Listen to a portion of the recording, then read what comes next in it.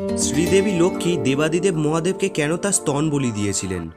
একদিন বৈকুণ্ঠে দেবী শ্রী লক্ষ্মী তার প্রাণপ্রিয় স্বামীর পদসেবা করছিলেন।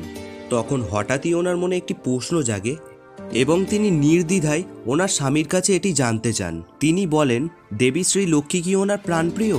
তখন উত্তরে ভগবান বিষ্ণু বলেন যে ওনার অন্তরে সর্বদাই পরমেশ্বর শিবের বাস, অর্থাৎ শিব ছাড়া যে নারায়ণ অসম্পূর্ণ।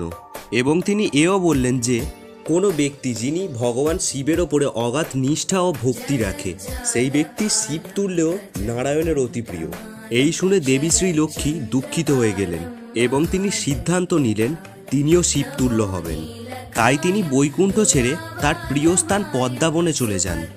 সেখানে গিয়ে তিনি 108 পদ্ম দিয়ে শিব ভক্তির আরাধনা শুরু করেন।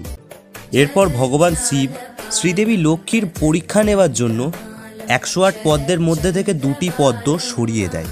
তখন শ্রীদেবী লক্ষ্মী 2টি পদ্ম ফুল খুঁজে না পেয়ে চিন্তিত হয়ে পড়েন এবং তিনি ভাবেন, তবে কি এই পদ্মের অভাবেই তার শিব আরাধনা পণ্ড হবে?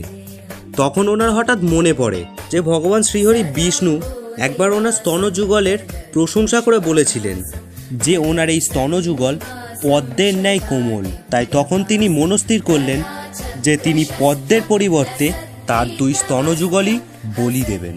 এরপর যখন তিনি তার স্তনযুগল ছেদন করেন তখন গোটা প্রকৃতি কম্পিত হয় এবং তখন ওনার ওপর প্রসন্ন হয়ে মহাদেব এবং পার্বতী ওনার সামনে আসেন আর ওই স্তনযুগলকে বেলফলের রূপ দেন।